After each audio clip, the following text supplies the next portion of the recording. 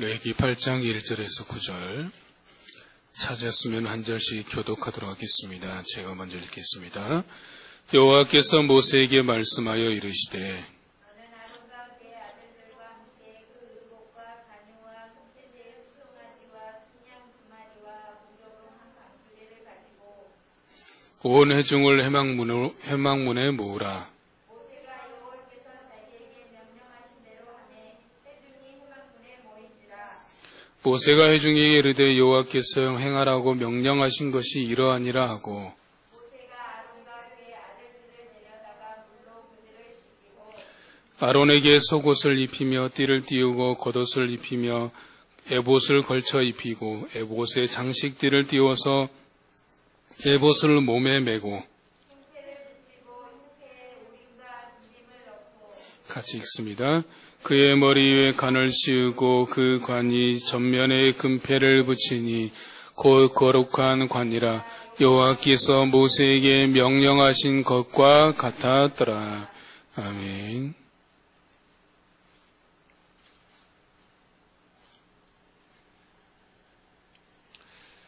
우리가 이번 주에 살펴볼 말씀들을 이제 읽을 말씀, 이번 주에 여러분들 읽을 말씀들을 간단하게 정리를 해보면 레위기 6장 8절에서 이제 쭉 읽어 나가시게 될 텐데 레위기 6장 8절에서 7장 21절까지는 우리가 지난주에 살펴봤던 5대 제사, 번제, 소제, 화목제, 속건제, 속죄제의 규례에 대해서 말씀하고 있습니다. 번제의 규례 중에서 대표적인 것이 불이 항상 꺼지지 말아야 된다라는 것이고 소제의 규례에서는 소제물은 즉 하나님께 드려진 소제물은 제사장들만 먹어야 된다라는 것이고 속죄제의 규례는 지성물은 역시 제사장들만 먹도록 규정되어 있습니다. 그리고 화목제의 규례, 화목제물의 규례는 화목제는 크게 세 가지로 구별이 됩니다. 감사제, 소원제, 자원제로 나누어지게 되는데 이는 서로 간의 교제를 위한 것입니다. 그런데 화목제는 이제 하나님, 제사장, 예배자 모두 각기 가질 몫이 정해져 있습니다. 그리고 이제 금기사항으로 피와 기름을 먹지 말라라는 것이 이제 7장 21절까지 쭉 이어지고 8장 전까지 쭉 이어지게 됩니다. 그리고 이제 오늘 말씀 8장으로 돌아오면 아론과 그의 아들들에 대한 제사장 위임식이 거행되고 있는 것이 오늘 본문 말씀입니다. 오늘 제사장 위임식 말씀을 보면 계속해서 반복되는 구절이 있습니다. 어떤 반복, 레위기 8장 전체를 보면 계속해서 반복되는 한 단어가 있는데 그것이 뭐냐면 바로 이제 명령이라는 단어가 눈에 띄는 것을 보게 됩니다. 4절에 보면 명령하신 대로라고 했고 5절에 보면 명령하신 것이라고 돼 있고 9절과 13절과 17절과 21절과 29절에 보면 여호와께서 모세에게 명령하신 것과 같았더라라고 되어 있으며 34절에 보면 여호와께서 명령하신 것이니라고 되어 있으며 35절에서는 명령을 받았다라고 말하고 있고 36절에서는 명령하신 모든 일을 준행하였다라고 말하고 있습니다. 그래서 이 짧은 레위기 8장 안에 명령이라는 단어가 계속해서 나오는 것들을 보게 됩니다. 여러분 성경을 읽다가 특정 단어나 구절이 반복된다라는 것은 의미가 있다. 하나님께서 특별히 강조하시는 것이다라는 것들을 우리가 주목해 봐야 됩니다. 먼저 제가 지난주에 말씀을 묵상하다가 어떤 생각이 들었냐면 성경에 보면 여호와께서 말씀하셨다라고 말할 때가 있고 여호와께서 명령하셨다라고 말할 때가 있습니다. 오늘 본문처럼 여호와께서 명령하셨다라고 말하는 때가 있고 보통 일반적으로 여호와께서 말씀하셨다라고 말하는데 여러분 여호와께서 말씀하셨다고 명령하셨다라는 게 무슨 차이가 있을까요? 여호와께서 말씀하셨다, 여호와께서 명령하셨다. 무슨 차이가 있겠습니까? 갑자기 이에 대해서 궁금증이 생긴 겁니다. 여호와께서 말씀하셨다 해도 되는데 왜 또 명령하셨다라고 썼을까라는 생각이 든 겁니다. 언뜻 보기에는 별 차이가 없어 보입니다. 그런데 히브리어로 찾아보니까 여호와께서 말씀하셨다라고 할 때 말씀은 히브리어로 다바르라는 것이고, 오늘 이제 본문에 나와 있는 명령이라는 것은 짜부라는 단어입니다. 그러니까 단어가 다르기 때문에 의미도 다르겠죠. 아무리 생각을 해봐도 그 차이를 모르겠는 거예요. 그래서 전문가에게 물어봤습니다. 제가 이제 지난주에 교제하게 되면서 알게 된 이제 전문가가 있는데, 김진산 박사이자 목사님이신 분에게 물어봤습니다. 그랬더니 여러 설명들이 있지만 핵심만 말하면 이렇게 말씀해 주셨습니다.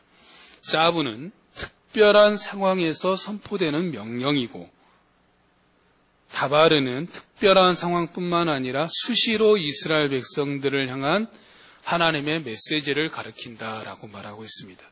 그러니까 정리를 하면 뭐냐면, 짜부는 하나님께서 특별한 상황, 예를 들어서 오늘 본문처럼 제사장 위임식 같은 특별할 경우에 말씀하시는 그런 명령이 바로 짜부이고, 일반적으로나 보통 아무 때나 수시로 하고는 또 특별한 상황이든지 대체적으로 우리가 흔히 알고 있는 여호와께서 말씀하셨다라고 말할 때 쓰는 단어가 다바르라는 것입니다. 그래서 우리가 보통 생각하는 그런 말씀이 바로 다바르라라고 보시면 됩니다. 그래서 짜부는 특별한 경우에 하나님께서 사용하시는 것이다라는 거죠. 결론을 요약하면 우리의 삶은 여호와의 명령대로, 여호와의 말씀대로 살아가야 됨을 말하는 것입니다. 그래서 오늘 우리가 생각해 보고자 하는 것은, 그렇다면 여호와의 명령대로 산다라는 것은 무엇인지 우리가 생각해 보고, 어떻게 우리가 여호와의 명령대로, 하나님의 명령대로 살 것인지에 대해서 적용해 보고자 하는 것입니다. 크게 세 가지 포인트로 나누어서 생각해 볼 텐데, 첫 번째 포인트는 그러면 하나님께서 명령하신 이유가 뭔가라는 거죠. 특별히 오늘 본문에서 명령이라는 단어를 강조하고 있는데, 그 명령하신 분명한 이유가 있다라는 것이죠. 그것을 보여주는 것이 8장 35절입니다. 8장 35절을 보시기 바랍니다.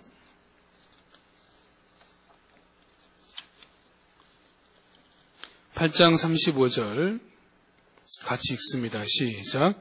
너희는 7주야를 회막문에 머물면서 여호와께서 지키라고 하신 것을 지키라. 그리하면 사망을 면하리라. 내가 이같이. 아멘. 35절에서 어떻게 말씀하고 있습니까? 여호와께서 지키라고 하신 것을 지키라. 그럼 말은 뭡니까? 바로 하나님께서 너희들에게 명령하신 것은 명령하신 이유가 뭐냐? 그것들을 지키라고 하신 것이다 라는 거죠. 여기서 8장 35절에서 말하고 있는 지킨다라는 단어는 히브리어로 샤마르라는 것인데, 지키다, 준수하다, 보존하다, 감사하다, 주의하다라는 뜻을 가지고 있습니다. 우리가 보통 때처럼 하나님께서 말씀하셨다라고 해도 되는데, 왜 하나님께서 명령하셨다라고 말씀하고 있는가? 그 이유는 뭐겠습니까? 명령하며 무엇을 강조하는 겁니까? 명령에 대해서 순종해야 될 것을 강조하는 거죠. 그래서 반드시 그것을 지켜야 한다라는 것을 부각시키고 있는 겁니다. 마태복음 7장 예수님의 산상수훈의 결론부에 가면 예수님께서 두 집의 비유를 들어서 설명하시는 것들을 보게 됩니다. 한 집은 모래 위에 세운 집이고 한 집은 반석 위에 세운 집이 나오죠. 이 두 집의 공통으로 임한 것이 뭡니까? 바로 비가 내리고 창수가 나고 바람이 불어 집에 부딪히게 됩니다. 공통적으로 똑같이 모래 위에 세운 집과 반석 위에 세운 집이 똑같이 이러한 일이 일어났습니다. 그런데 모래 위에 세운 집은 그대로 무너져 내렸고 반석 위에 세운 집은 그대로 있었습니다.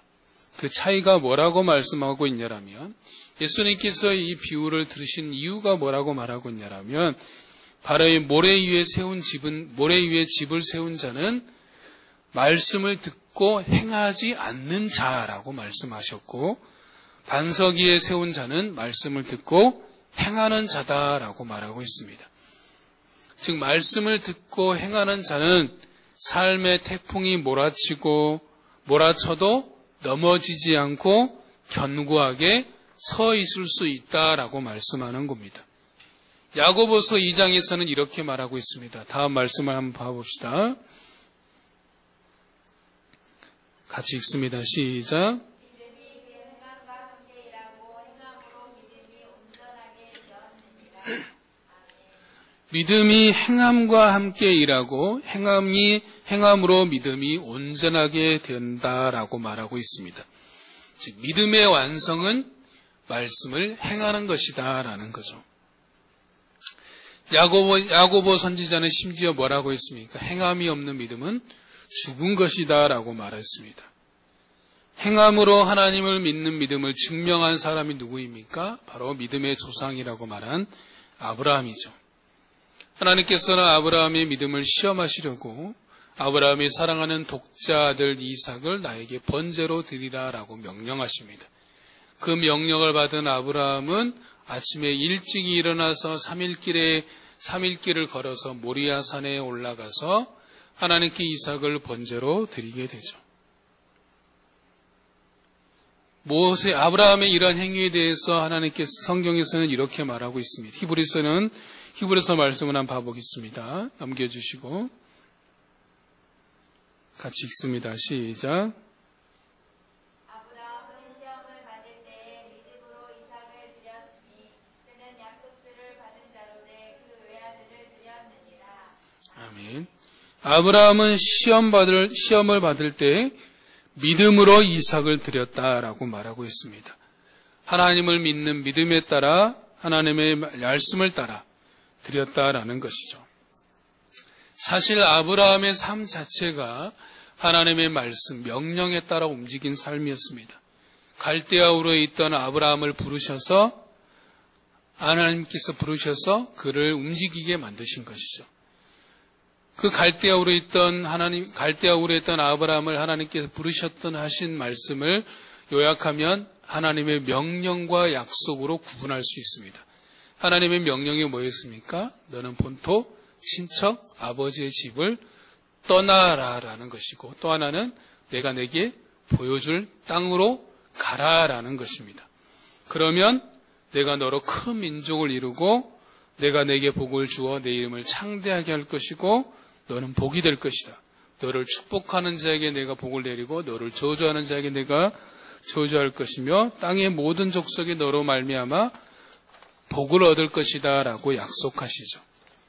창세기 12장 4절에 보면 이 말씀에 대한 아브라함의 반응을 기록하고 있는데 아브라함의 반응은 뭐라고 되어 있냐면 이에 아브라함이 여호와의 말씀을 따라갔고 라고 되어 있습니다. 하나님의 말씀을 따라서 아브라함이 자기 고향 친척 아버지의 집을 떠나 하나님이 보여주시는 땅으로 갔다라는 것입니다. 예수님께서도 자신이 이 땅에 오신 목적이 하나님 아버지의 기뻐하시는 뜻을 행하는 데 있다라고 말씀하셨어요. 다음 말씀 봐봅시다. 같이 읽습니다. 시작. 나를 보내신 이가 나와 함께 하시도다. 나는 항상 그가 기뻐하시는 일을 행함으로 나를 혼자 두지 아니하셨느니라. 아멘. 예수님께서 뭐라고 말씀하고 있습니까? 나는 항상 그가 기뻐하시는 일을 행함으로 라고 말하고 있죠. 나는 항상 그분이 하나님께서 기뻐하신 일을 행하신다라고 말씀하시는 겁니다. 사실 우리의 문제는 말씀을 모르는 것에 있지 않습니다. 물론 말씀도 많이 알아야 되죠. 말씀을 모르는 것도 문제가 될 수 있죠. 그러나 더 큰 문제는 말씀을 실천하지 않는 것, 행하지 않는 것에 있다라는 것이죠. 말씀대로 명령대로 살지 못하는 것에 있는 겁니다. 우리 그리스도인의 색깔은 정체성은 말씀대로 명령대로 사는 것에 있는 것입니다. 말씀대로 명령대로 사는 것이 우리의 색깔을 지키는 겁니다.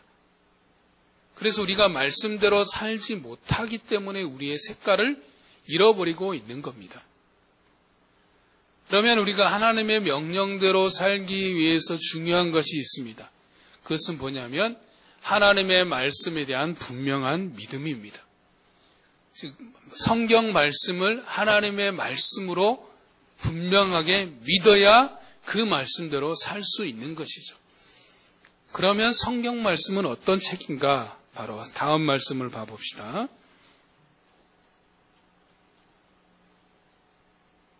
같이 읽습니다. 시작. 하나님의 말씀은 살아있고 활력이 있어 좌우의 날선 어떤 검보다도 예리하여 풍부와 영광이 관절과 쪼개기까지 하며 또 마음의 생각과 뜻을 판단하나니. 아멘. 하나님의 말씀은 살아 있습니다. 또 활력이 있습니다. 옛날 성경에는 운동력이 있다라고 되어 있습니다. 또 날이 잔뜩 선 어떤 검보다 예리합니다. 그래서 우리의 삶을 쪼개는 것이죠. 마음과 생각과 뜻을 판단합니다. 이것을 간단하게 말하면 하나님의 말씀은 우리의 삶을 변화시키는 겁니다. 사람이 변화되고자 한다라고 원한다라면 하나님의 말씀을 붙들어야 된다라는 겁니다. 디모데후서 3장 16절과 17절에서 뭐라고 했습니까? 모든 성경은 하나님의 감동으로 된 것으로 교훈과 책망과 바르게 함과 의로 교육하기 유익하니 이는 하나님의 사람으로 온전케 하며 선을 행할 능력을 갖추게 하려 함였다라고 말씀하고 있습니다. 또한 요한복음 17장에 보면 예수님께서 우리를 향한 기도에서 그렇게 말씀하고 있는 기도문이 나오는데 그들을 진리로 거룩하게 하옵소서. 진리는 아버지의 말씀은 진리입니다라고 말하고 있습니다. 즉 성경은 하나님의 말씀이죠. 그 말씀이 진리다라는 거죠. 그 진리가 우리를 거룩하게 해주는 겁니다. 간단하게 말하면 하나님의 말씀은 우리의 삶을 변화시키는 하나님의 능력입니다. 이거를 믿어야 되는 거죠. 내 삶을 변화시키는 하나님의 능력이다라는 사실을 믿어야 그 말씀대로 살 수 있는 겁니다. 단순히 기록된 책이라고 생각하면, 단순히 우리가 읽는 말씀이라고 그냥 기록된 문자라고만 생각하면 우리의 삶에 어떤 변화도 나타나지 않는 겁니다. 그러나 성경 말씀이 내 삶을 변화시키는 하나님의 능력의 말씀이다 하고 우리가 믿을 때 그 말씀이 내 삶을 변화시키는 거죠. 그것이 바로 선행돼야 되는 것을 보여주고 있는 겁니다. 창세기 6장에 보면 세상 사람들을 바라보시는 하나님의 안타까운 마음이 기록되어 있습니다.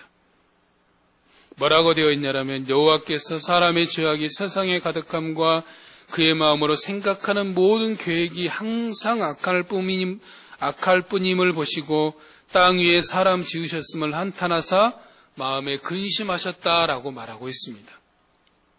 그때 하나님께 은혜를 입은 한 사람이 등장합니다. 누구입니까? 노아입니다. 하나님께서 노아에게 물로 세상을 심판하실 것을 말씀하시면서 방주를 지으라라고 말씀하시죠. 그 말씀에 따라서 노아는 어떻게 했습니까? 다음 말씀을 봐봅시다.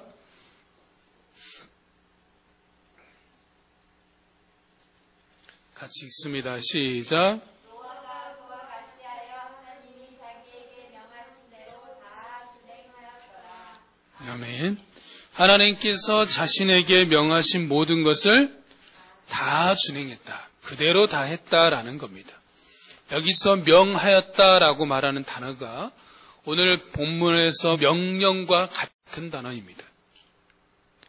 즉 노아는 하나님의 명령대로 행했습니다. 그 노아가 하나님의 명령에 순종한 기간이 몇 년입니까? 120년이었죠. 다음 말씀을 한번 봐봅시다. 같이 읽습니다. 시작. 이스라엘아 이제 내가 너희에게 가르치는 규례와 법도를 듣고 준행하라. 그리하면 너희가 살 것이요 너희 조상의 하나님 여호와께서 너희에게 주시는 땅에 들어가서 그것을 얻게 되리라. 아멘. 이제 내가 너희에게 가르치는 규례와 법도를 지켜 듣고 준행하라. 그리하면 너희가 살 것이다 라고 말씀하고 있습니다. 시편 119편 116절에 보면 주의 말씀대로 나를 붙들어 살게 하시고 나를 내 소망이 부끄럽지 않게 하소서라고 말씀하고 있습니다. 말씀을 지켜 행하는 것이 우리가 사는 길이다라고 말씀하고 있는 것이죠. 이사야서 48장 18절에서 19절에 보면 내가 나의 명령에 주의하였다라면 내 평강이 강과 같았겠고 내 공의가 바다 물결 같았을 것이며 내 자손이 모래 같았겠고 내 몸의 소생이 모래알 같아서 그의 이름이 내 앞에서 끊어지지 아니하겠고 없어지지 아니하였으리라 하셨느니라 라고 말하고 있습니다. 우리의 삶이 하나님이 주시는 평강을 누리는 길이 하나님의 말씀을 준행하는 것에 있다라고 말하고 있습니다. 평안은 내 삶에 아무런 일이 일어나지 않는 것이 평안이고, 평강은 내 삶이 수많은 많은 일이 일어나도 요동치지 않는 것이 평강입니다. 그러므로 우리가 하나님께 구해야 될 것은 아무런 일이 일어나지 않는 평안이 아니라 어떠한 일이 일어나도 요동하지 않는 마음의 평강을 구해야 되는 겁니다. 그 평강의 삶이 어디에 있는가? 하나님의 말씀대로 하나님의 말씀을 준행하는 데에 있다라고 말하고 있는 겁니다. 이어서 그러면 두 번째 포인트는 그러면 하나님의 명령, 하나님의 말씀을 듣는 자의 자세는 어떠해야 되는가라는 거죠. 우리가 어떠한 태도로 하나님의 말씀을 대해야 되는가라는 것을 보면 첫 번째는 듣고자 해야 됩니다. 듣는 마음을 가져야 된다라는 거죠. 상대방의 말이 나에게 들리기 위해서는 먼저 상대방의 말을 듣고자 해야 됩니다. 듣고자 하는 마음이 없으면 아무리 좋은 말이라도 들리지 않는 겁니다. 사춘기에 있는 자녀들과 부모들이 자주 싸우는 이유가 뭡니까? 사춘기에 있는 자녀들이 부모의 말을 듣고자 하지 않기 때문에 싸우는 겁니다. 문제를 푸는 열쇠는 일단 듣는 데서부터 시작되는 겁니다. 우리가 인생을 살면서 만나는 많은 문제들을 보면 잘 듣지 않아서 문제가 발생하는 것들을 보게 됩니다. 다음 말씀을 한번 봐봅시다.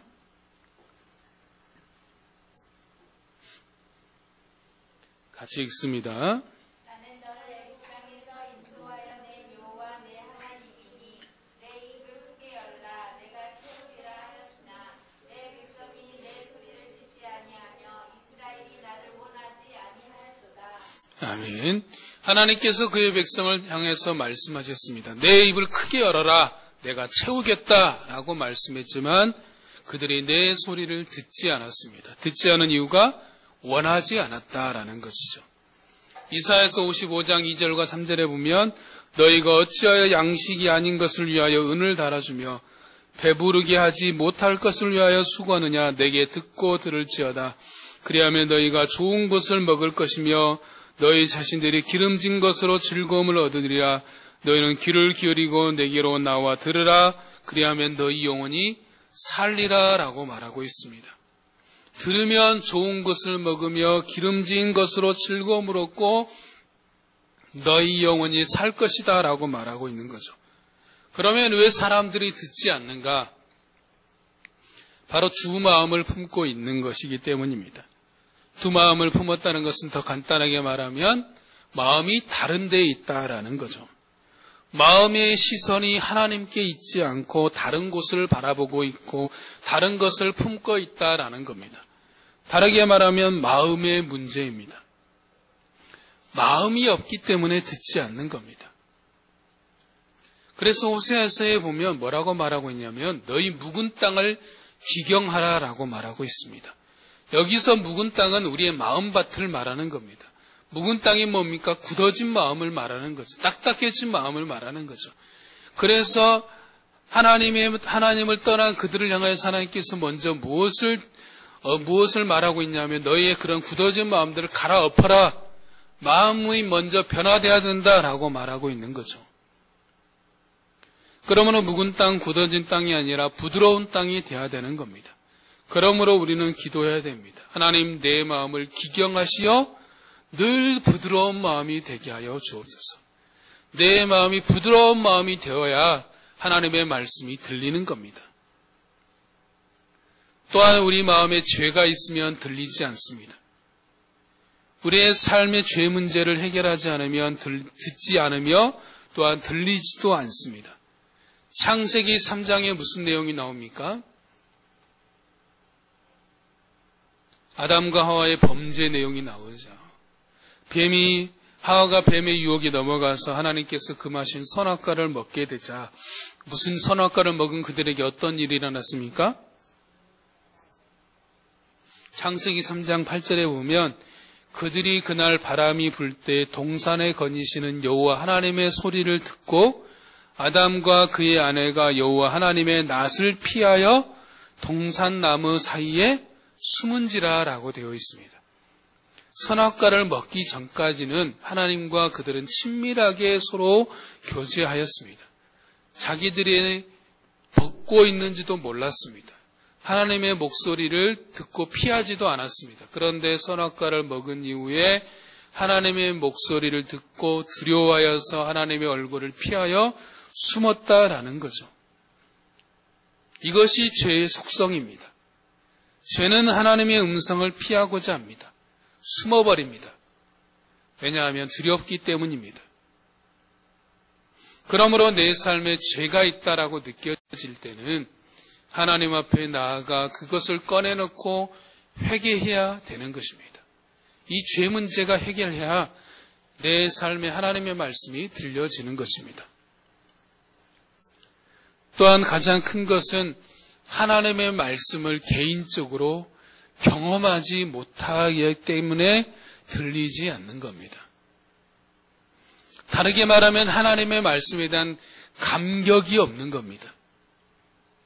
나에게 말씀하시는 하나님의 말씀을 듣지 못했다라는 거죠. 나에게 말씀하시는 것이 아니라 옆 사람, 다른 사람, 또에게 말씀하시는 것으로만 들어버리는 거죠. 하나님이 말씀하시는 것을 객관적으로 들을 때 그것을 헬라어로 로고스라고 말하고 그것을 나에게 주시는 말씀으로 들었을 때 그것을 레마라고 말합니다. 객관적인 말씀일 때는 나와 상관없을 때는 그냥 로고스이지만 지금 나에게 말씀하실 때는 레마의 말씀이 되는 겁니다. 그러므로 우리는 말씀을 볼 때마다 그렇게 기도하면서 봐야 됩니다. 주님, 지금 나에게 말씀으로 말씀하여 주시옵소서. 주님, 지금 나에게 말씀으로 말씀하여 주시옵소서라고 기도하면서 우리가 말씀을 보아야 되는 거죠. 또한 두 번째, 우리가 하나님의 말씀을 사모함으로 대해야 됩니다. 시편 119편에 보면 시편 저자가 하나님의 말씀을 어떻게 대하는지를 잘 기록하고 있습니다. 72절에 보면 주의 입의 법이 내게는 천천 금은보다 좋다라고 말하고 있고 103절에 보면 주의 말씀의 맛이 내게 어찌 그리 단지요 내 입에 꿀보다 더 달고다 하고 있고 123절에서는 주의 의로운 말씀을 사모하기에 내가 피곤하다라고 했으며 131절에서는 내가 주의 계명들을 사모함으로 내가 입을 열고 헐떡인다라고 말하고 있습니다.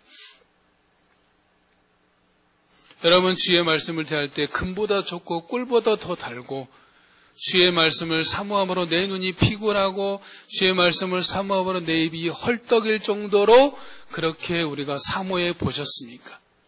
그러한 사모함으로 주님의 말씀을 대할 때 그 말씀이 나에게 다가오시는 말씀이 되는 겁니다. 또한 성경은 말씀을 읽을 때 하나님이 나에게 쓰시는 연애 편지라고 생각하고 읽어야 됩니다. 성경은 나에게 쓰시는 연애 편지입니다. 하나님의 연애 편지가 하나님의 말씀인 것입니다. 세 번째는 하나님의 말씀을 어떻게 대하느니까 묵상해야 됩니다. 묵상이라는 말은 히브리어로 하가라는 것인데 중얼거리다라는 겁니다. 우리가 작은 소리로 나만 들리게 이렇게 중얼중얼 하는 것이 하가입니다. 이게 바로 묵상이다라는 거죠. 묵상은 내가 속으로 생각하는 것이 묵상하는 것이 아니라 내가 나만 들리도록 작은 소리로 중얼거리는 것이 바로 묵상입니다. 묵상은 내가 오늘 한번 말씀 딱 읽고 바로 덮어버리는 것이 아니라 하루 종일 내 입에서 중얼거리는 것입니다. 그래서 시편 1편에서 복 있는 사람은 뭐라고 했습니까? 오직 여호와의 율법을 즐거워하여 그의 율법을 주야로 묵상하는 자로다라고 말하고 있습니다. 밤낮으로 주님의 말씀을 중얼거리는 사람, 생각한다라는 것을 말하는 거죠. 여러분의 미래가, 자신의 미래가 두렵고 염려가 되십니까? 내일이 어떻게 될지 두렵고 염려가 되며 나아갈 길을 몰라 걱정이 되십니까? 하나님께서 모세가 죽은 이후에 두려움 가운데 있었던 여호수아에게 이렇게 말씀하셨습니다. 다음 말씀 봐봅시다.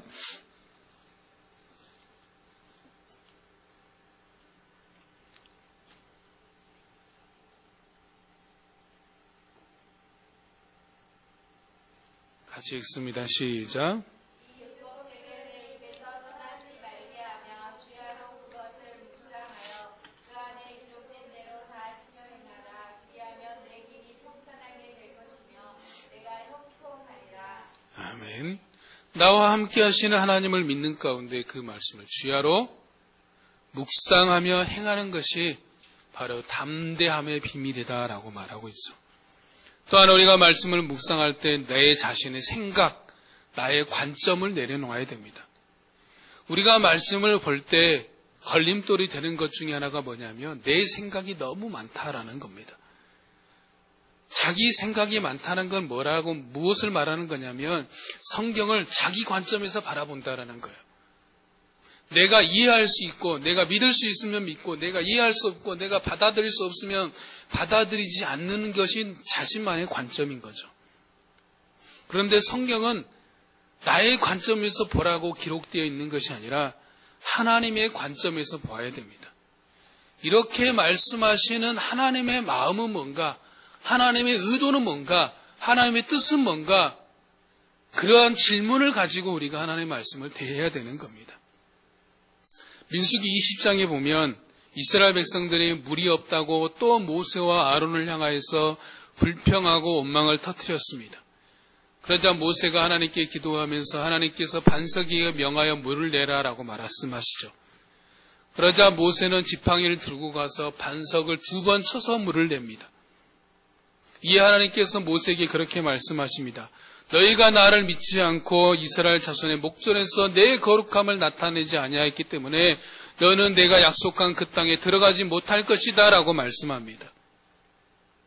그러면 왜 모세는 하나님께서 명령하여서 반석에게서 물을 내라라고 했는데 왜 지팡이로 2번 쳤을까라는 거죠. 그 전까지 전적으로 하나님의 말씀에 순종하였던 모세는 왜 이때 명령대로 하지 않고 말씀대로 하지 않고 지팡이로 2번 내려쳤을까라는 거죠. 그 힌트를 민수기 20장 10절에서 알 수 있는데 제가 읽어드리면 이렇게 되어 있습니다. 모세와 아론이 회중을 그 반석 앞에 모으고 모세가 그들에게 이르되 반역한 너희여 들으라. 우리가 너희를 위하여 이 반석에서 물을 내려야 하고 라고 말하고 있습니다. 이 말씀에서 중요 포인트는 우리가입니다. 반석에서 물을 내는 주체가 하나님이 아니라 우리가 모세와 아론이 되고 있는 겁니다. 그래서 이때는 보니까 모세는 계속되는 이스라엘 백성들의 불평과 원망을 참지 못했던 것 같아요. 그래서 자신의 분노를 드러내고 있는 겁니다. 하나님의 말씀 앞에 우리의 의가 드러날 때는 하나님의 말씀을 가리우게 되는 겁니다.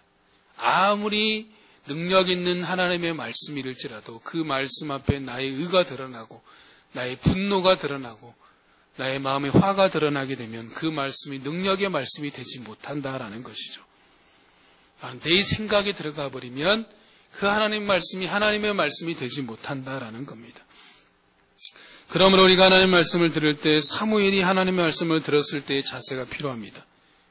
하나님께서 사무엘을 부르셨을 때 어린 사무엘은 그것이 하나님의 음성인지 알지 못했습니다. 3번에서 반복되다가 엘리 제사장이 그것이 하나님께서 부르시는 음성인 줄 알고 어떻게 대답하라고 가르쳐주죠. 그래서 하나님께서 부르시면 이렇게 대답하라고 말합니다. 말씀하옵소서 주의 종이 듣겠나이다 라고 말하라 라고 말하죠. 그러므로 우리도 하나님 말씀을 들을 때 이러한 마음으로 나아가야 됩니다. 주님 말씀하여 주옵소서 주의 종이 지금 듣겠나이다 라는 거죠. 주의 종이라는 것은 내가 주님 앞에 겸손히 나아갔습니다 라는 표현입니다. 겸손하게 주님의 말씀을 듣겠습니다 라는 게 주의 종이다 라는 표현입니다. 그러므로 주님, 내가 지금 겸손하게 주님 앞에 나왔사오니, 주의 종이 나왔사오니 말씀하여 주옵소서 주의 종이 듣겠나이다 라고 고백해야 됩니다. 말씀하여 주옵소서 주의 종이 이제 듣겠나이다 라고 그렇게 고백하며 우리가 말씀을 볼 때, 들을 때 주의 말씀이 우리의 삶에 부딪혀 와 들리는 레마의 말씀이 되는 것입니다. 마지막 세 번째로 이제 그러면 우리가 하나님의 명령대로 살기 위해서는 구체적으로 어떻게 해야 될 것인가? 먼저는 우리에게 말씀하신 하나님의 권위를 인정해야 됩니다. 사람이 어떤 사람의 말을 듣는다라는 것은 그 사람이 가지고 있는 권위를 인정하는 겁니다. 학생이 선생님의 말을 듣는다는 것은 선생으로서의 가지는 권위를 인정하는 겁니다. 선생의 말을 듣지 않는다는 것은 선생이 선생으로서의 가지는 권위를 내가 부인하는 것과 마찬가지입니다. 우리가 하나님의 말씀을 듣는다는 것은 하나님이 하나님으로서의 가지는 권위를 인정하는 것입니다. 권위를 인정한다는 것은 그분을 신뢰한다라는 겁니다. 우리는 신뢰하는 자를 인정하게 되고 인정하는 자의 말을 듣게 되는 것이죠. 그러므로 우리가 먼저 하나님이 내 삶에 하나님 되심을 인정하시기 바랍니다. 하나님이 하나님 되심을 신뢰하시기 바랍니다. 하나님이 나의 하나님 되심을 내가 믿어야, 신뢰해야 그분의 말씀대로 내가 살 수 있는 겁니다. 그리고 두 번째는 지금 나에게 말씀하시는 것으로 받아야 합니다. 계속해서 반복돼서 말씀하고 있지만 다른 사람이 아닌, 내 옆 사람이 아닌, 어떤 집사님에게 아닌 내가 지금 나에게 말씀하시는 하나님의 말씀으로 들어야 됩니다. 오늘 레위기 8장 35절에서 모세가 뭐라고 말하고 있습니까? 내가 이같이 명령을 받았다라고 말하고 있습니다. 하나님의 말씀을 자기 자신에게 먼저 적용해야 됩니다. 저도 말씀을 준비할 때 제 자신에게 먼저 적용을 하고 준비하면서 또 나누는 이유가 함께 더욱더 그렇게 살자라고 하는 것입니다. 서두에 우리가 명령이라고 할 때 강조점이 어디에 있다라고 있습니까? 순종함에 있다라고 말씀을 드렸습니다. 명령했다라는 것은 그 말씀에 순종하라라는 것입니다. 성경에 보면 명령하고 순종하는 이미지를 잘 보여주는 게 뭡니까? 명령과 순종의 이미지가 딱 하면 어떤 이미지가 떠오릅니까? 명령과 순종의 관계.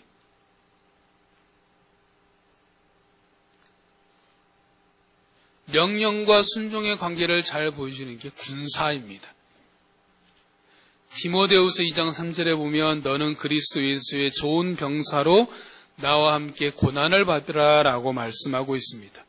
이어서 4절에서 병사로, 군사로 복무하는 자는 이렇게 생활해야 된다라고 말씀하고 있는데 디모데후서 2장 4절 말씀 다 같이 한번 보겠습니다.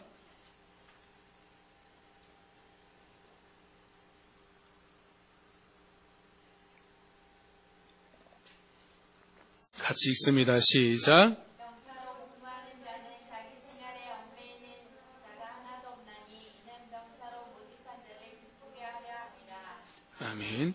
이는 병사로 모집한 자를 기쁘게 하려 합니다. 라고 말하고 있습니다.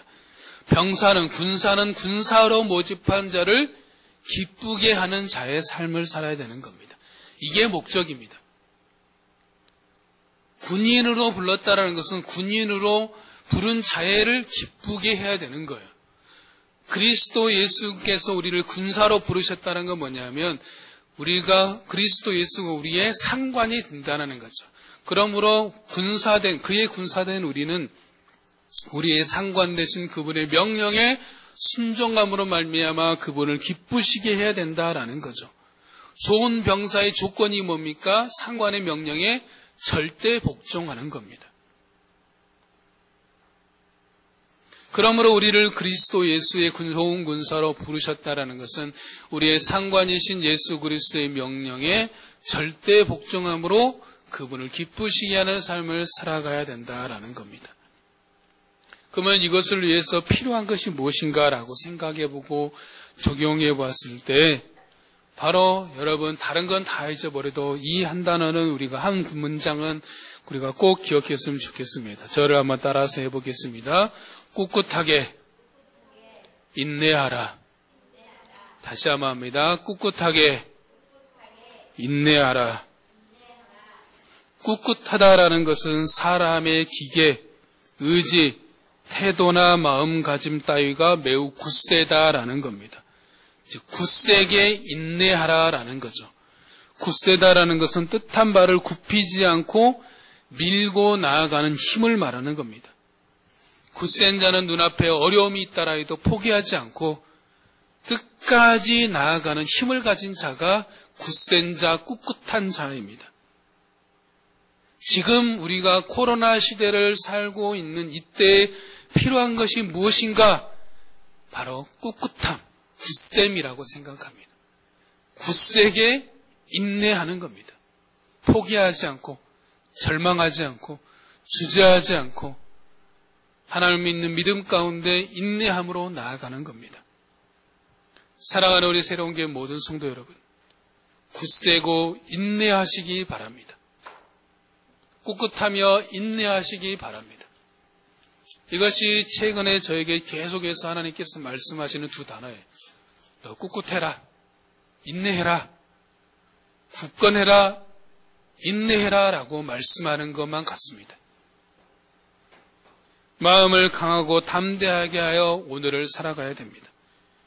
왜냐하면 우리를 굳세게 하시고 인내하게 하시는 하나님이 오늘 또 우리와 함께하여 주시기 때문입니다.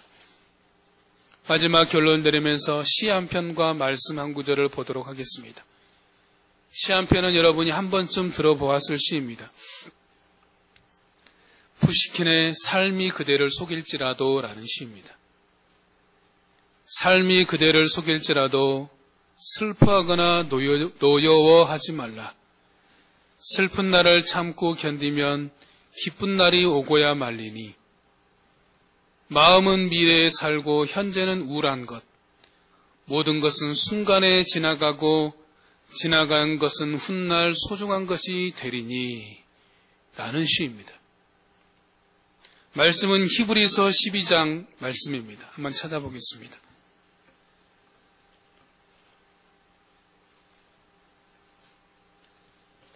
히브리서 12장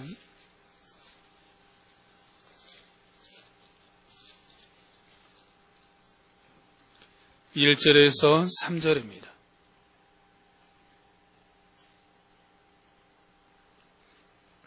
같이 읽겠습니다. 시작. 이러므로 우리에게 구름같이 둘러싼 허다한 증인들이 있으니 모든 무거운 것과 얽매이기 쉬운 죄를 벗어버리고 인내로써 우리 앞에 당한 경주를 하며 믿음의 주여 또 온전하게 하시는 이인 예수를 바라보자. 그는 그 앞에 있는 기쁨을 위하여 십자가를 참으사 부끄러움을 개의치 아니하시더니 하나님 보좌 우편에 앉으셨느니라. 너희가 피곤하여 낙심하지 않기 위하여 죄인들이 이같이 자기에게 거역한 일을 참으신 일을 생각하라. 아멘. 믿음의 주가 되시고 우리를 온전하게 하신 이인 예수를 바라보는 것입니다. 마음이 낙심이 되고 지칠 때는 자기를 위해 자신에게 거역한 자를 참으신 일을 생각하는 겁니다. 오늘 하루를 살아갈 때, 이번 한 주를 살아갈 때, 매일을 살아갈 때 우리의 믿음의 주가 되시고 우리를 온전케 하시는 예수님을 생각하고 마음이 지치고 낙심이 될 때 그분을 생각함으로 그분을 바라봄으로 꿋꿋하게 굳건하게 인내하면서 오늘을 살고 이번 한 주간을 살고 매일을 살아가는 우리 사랑하는 모든 성도님이 되시기를, 그래서 주님을 우리를 군사로 부르시는 그분을 기쁘시게 하는 그리스도 예수의 좋은 군사가 되는 우리 사랑하는 모든 성도님 되시기를 주의 이름으로 축복합니다. 우리 같이 찬양하도록 하겠습니다. 맡기신 그 길을 우리 같이 찬양하도록 하겠습니다.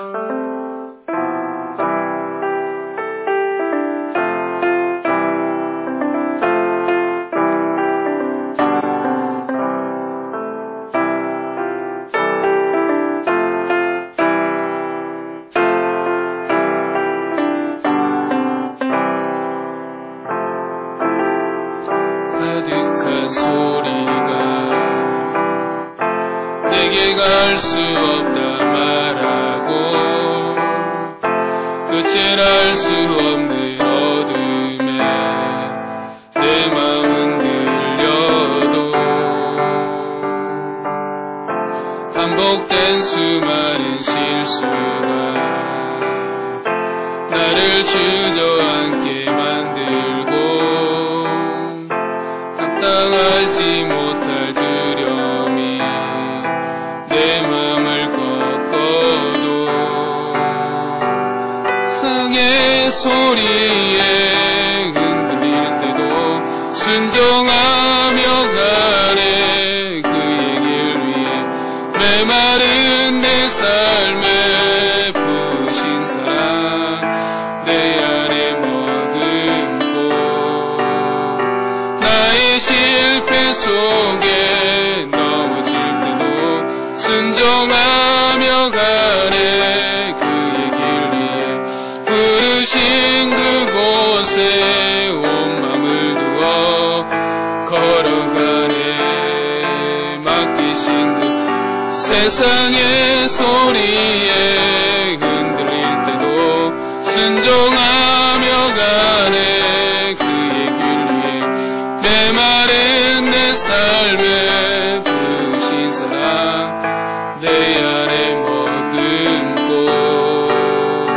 나의 실패 속에 넘어질 때도 순종하며 가네 그의 길 위에 부르신 그곳에 온 맘을 두어 걸어가네 맡기신 그 길을.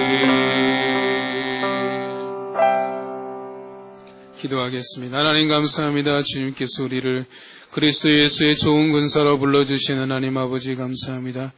주님, 우리가 그리스도 예수의 좋은 군사로서 우리를 군사로 부르신 이를 기쁘시게 하는 삶 되게 하여 주시고 날마다 여호와의 명령을 따라 삶을 살아가며 우리를 명령에 순종함으로 말미암아서 그 말씀이 우리의 삶에 부딪히는 하나님의 말씀이 되는 것들을 경험할 수 있도록 주님 인도하여 주시옵소서. 하나님, 코로나에서 심히 힘들고 지친 가운데 있지만 이럴 때일수록 우리의 믿음의 주가 되시고 우리를 온전케 하시는 주님만을 바라보게 하여 주시고 그 주님을 생각하게 하여 주시옵시며 그 가운데 꿋꿋하고 인내함으로 잘 감당할 수 있는 우리의 삶이 될 수 있도록 주님 붙잡아 주시옵소서. 지금은 우리 주 예수 그리스도의 은혜와 하나님의 크고 무한하신 사랑과 성령님의 감화 감동 교통하심이 우리의 믿음의 주가 되시고 우리를 온전케 하신 인 예수를 바라보며 그 주님을 깊이 생각하며 날마다 매일의 삶 가운데 하나님 있는 믿음으로 꿋꿋하게 또 인내함으로 잘 견디며 한날을 살아가기를 소망하는 우리 사랑하는 모든 성도들 머리 위에 지금부터 영원까지 항상 함께 있을지어다.